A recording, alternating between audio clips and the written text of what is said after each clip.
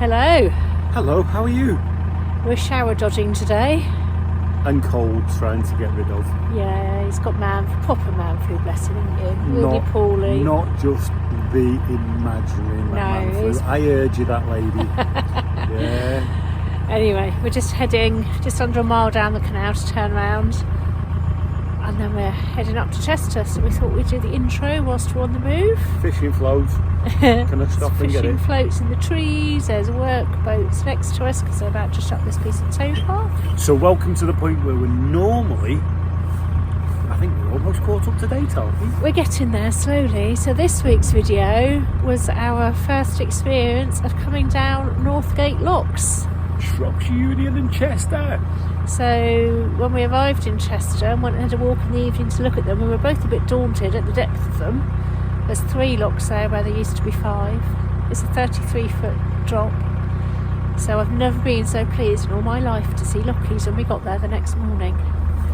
So hopefully it'll give you a bit of confidence and tips if you haven't done them before and you're going to be doing them. And she's also got plenty of tips about to run a marathon. Yes, got some trips in at the end. So we've talked lots about our marathon training, so we thought we'd show you the start and end of the races. Yeah, she killed me. So I hope you enjoy it and we'll see you at the end. We're going the wrong way. Push the button, ring the bell, it's free to you and us. So please don't forget, like and subscribe if you haven't already and help us grow the channel. And tell your mates about us, because that's how we grow. We're now at Bunbury Locks, just moored above the top lock. It is a staircase of 2 locks, so we've got to empty the bottom lock before we go into the top lock. I'm just waiting for the top lock to fill. The bottom lock is empty, and there's also an old stable block running the length of the lock, which would have been used for the horses in the days of horses pulling the boats. It's also a double lock, which we haven't been used to for a while. We've been in lots of single locks recently. We have. So with these staircase locks, the first lock empties into the second lock. Once the levels are equalised, you can then open these gates in the middle, move the boat into the front lock, and then empty that down to the level of the canal. Making sure, of course, all the paddles are shut behind us. Just emptying the bottom lock now. All the cows in the field watching us. Then we can carry on down under bridge number 105. This is also one of the pickup points for the Anglo-Welsh holiday boats. A few of them moored up here at the moment.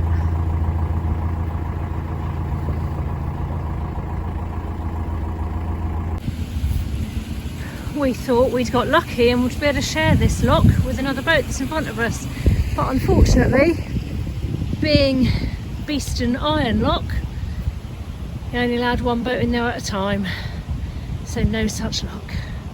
And then just beyond the lock, behind the hill over there, is Beeston Castle. So in a couple of months' time, we'll come back and moor here for a couple of weeks and explore the area a bit more. If you were single handling at this lock, you'd have to bring your boat in with your ropes because there's no ladders out, so it'd be a bit of a work up if you were coming through here single handling. Welcome to the world of autumnal cruising. It's dry today. Just to prove we're not fair weather cruisers. I'm not. She likes to be. Excuse me? Like You've you're got running, a mood on because they were wet the other day. It's like you're running, isn't it? Just need to find a safe path to run on. I don't want to run on a muddy, slippery tow path 5 days before the marathon and hurt myself. Well, told you, get on a road and get running. Yeah. There's one just the other side of that field. On the outskirts of Chester now, just coming towards Christleton, a mile or so to go.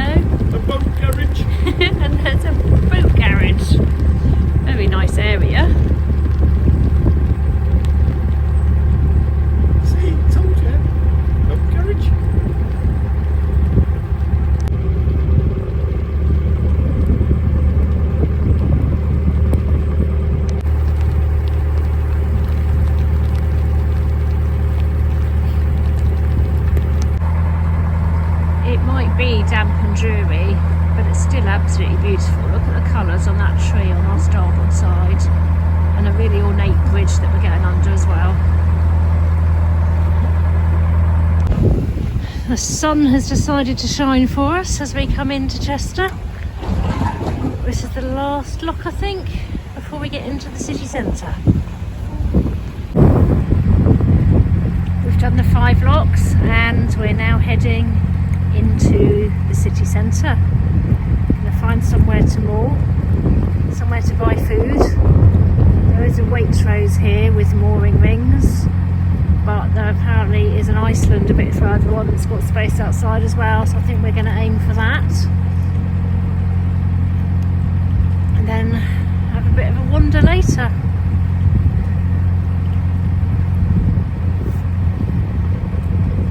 How are you feeling being in Chester on the boat, honey? That's a different point of view from what I've seen in the past. It's, yeah, home from home. I'm really excited. Time to spend with family and friends. I'm taking note of what is and isn't here. It's like you forget what you have or you haven't had. I didn't know there was a Waitrose on the side of the canal. I don't think it's been there very long. It looks quite new. No, most of these are quite new. Yeah, steam mill just coming up on our port side. Yeah, offices to let. Yeah. It's a beautiful city. It's got some real old historic buildings. Got is it the rows? Is that what they're called? The shops that hang out over the top of each other? Say again? Is it called the rows where the shops are, where they hang out over the top? Possibly. Where the clock tower is in the centre and the town crier goes? Yeah. Is that called the rows? Yeah. Yeah. Chester Views. Views, yeah. Views and rows. Yeah. So we'll go and get some video of them at some stage. But it is a beautiful city. So the bottom of the steam mill building is the Artichoke Cafe and Bar and Bistro. Would be beautiful on a nice day, sat outside here. Just in front of us there is the first glimpse of the historic Chester walls.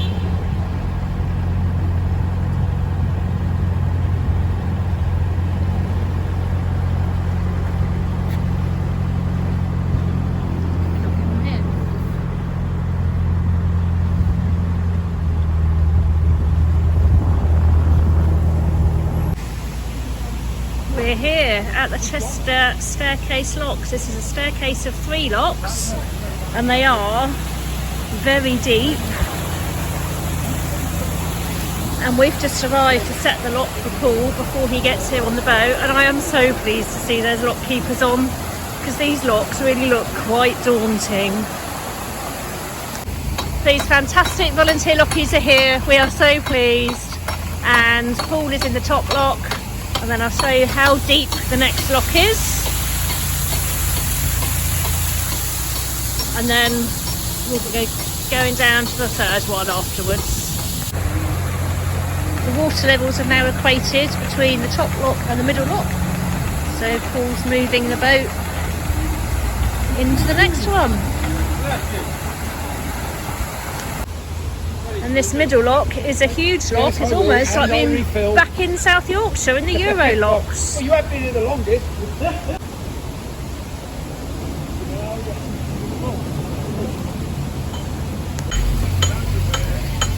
In the middle lock now. Emptying it down to the 3rd lock. Unfortunately, next time we come up in November, there won't be any lockies here because they finish on the 31st of October until March. So I've had some tips off of them for coming back up safely when we come back up on our own.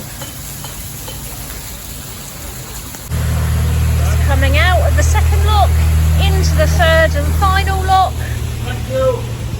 Lockies have gone to a meeting, but I'm sure I can manage this last section on my own. The 3rd and final lock of the staircase. Very leaky gates as well. So we've got advice for coming back up, but to make sure the top lock and the middle lock are both full for coming back up. and then we empty obviously the middle lock into the bottom lock, and then the top lock into the middle lock. So it does mean you have to refill the top lock twice, but that's the way this staircase works. And to only open the paddles very slowly and halfway, because the water gush is quite immense apparently. So we're really pleased his lockers have been on today. A, giving us the confidence for doing this staircase, and B, giving us the tips for when we come back up, because we will be on our own. And there's the marker on the wall in the middle lock for where you need the water levels to be in the green, for it to be equated before you open the gates. Obviously the gates here are very big, heavy to move. They're over 4,000 kilograms each, these gates. Coming out of the third lock now, I'm going to be heading down towards Telford's, which is the boatyard, and there's a water tap down there. And we're not stopping there though, we're carrying on down to Ellesmere Port. Here we are, coming into the basin, known as Telford's. Lots of newly built student accommodation on the starboard side. There's a water tap on our port side. And there's the old Telford's warehouse. Beautiful day, sun shining, but doesn't make for a very good shot for you guys. On our port side is the lock down to the basin, and then that basin goes down to another couple of locks and down to the River Dee. Those locks currently aren't in use at the moment. They're having some work done on them and closing next week for the winter period, but they're not used at the moment anyway. They're all padlocked up, so you can get down through the first lock into the basin, and there is some boats moored down there. That's as far as you can get. It is actually a silver propeller challenge as well, but we're not going to go down there because it'll be a waste of water going down through one lock for the sake of it at the moment.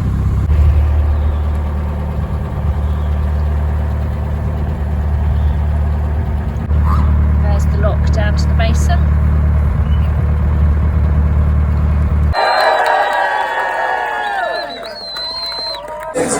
Did you hear about Barker? He did like a laugh.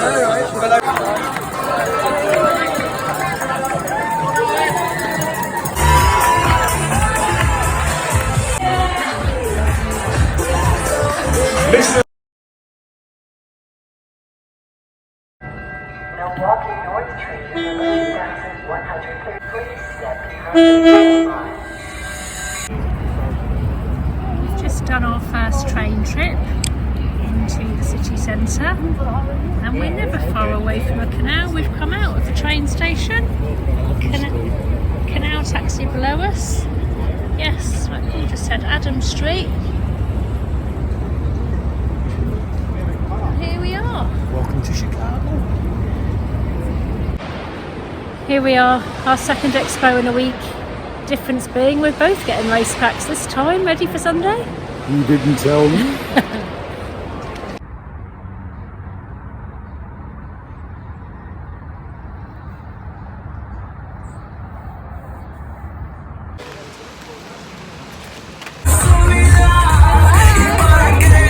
Ready.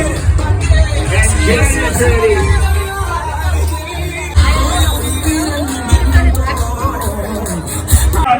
Jose Magana, Jeffrey Akunja, Thailand.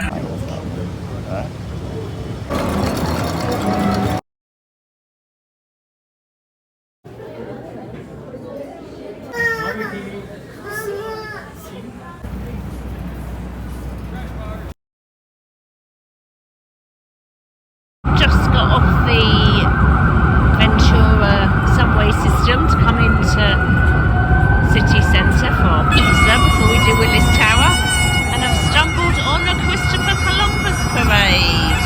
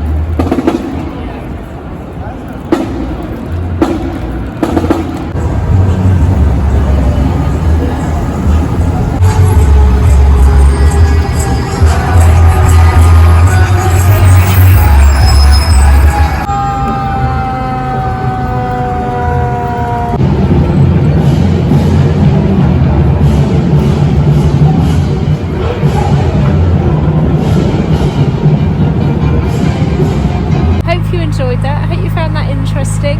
Oh yeah, sorry, nose is blocked, head's spinning. Yeah, lots of learning. So Chalk Talk this week is hints and tips for you of Northgate locks. Always listen to the CRT man. They may not always be right, but in this occasion, they tell you very valuable information about how to go up and down in a lock when they're not going to be on board. Yeah, because they're only there till the end of October, and then from the end of October to the end of March, you're all It's alone you doing and it. me. So really useful information for them about going back up there. Sorry, dodging pennyweed. Yeah, and I hope you enjoyed the clips of London and Chicago and the marathons. She killed me. I tell you. Now started the next training plan, ready for Tokyo Marathon in March. Yeah, you and these wanting 6 stars. I told you, you don't need to go into finger, you just have to pay attention in school and get the gold star off your teacher. So next week's video, we'll see the start of us settling into a slightly different lifestyle. Winter routine. Yeah, new daily routines, not moving the boat as much, Refreshing firelighting skills. and what we do during our time when we're not moving the boat. Ooh, I won't give too much away. But Day trips out. no, not really. Oh, by the way, it's great down here because, oh, that's overflowing. That's why I got really wet feet the other day. Alright, okay.